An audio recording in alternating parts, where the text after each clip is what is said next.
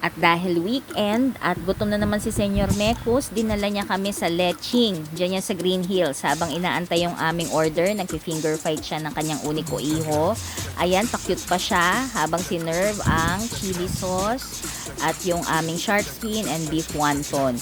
Yung shark fin parang dati pa rin pero matigas na siya ngayon. Parang hindi ko na siya type. Tapos itong beef wonton, nakikita nyo naman, ganun pa rin. Only sabaw pa rin siya. Actually, yan ang pinunta niya ni Senyor Mekos dyan eh.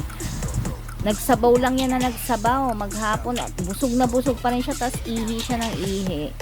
Ewan ko ba dyan?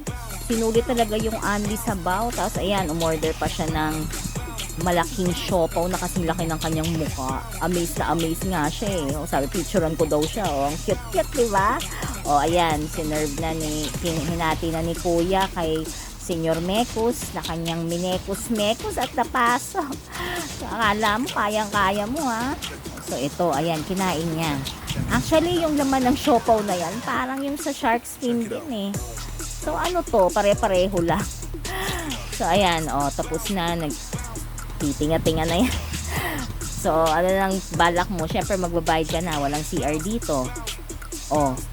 Kino-compute na niya sa utak niya yung babayaran niya.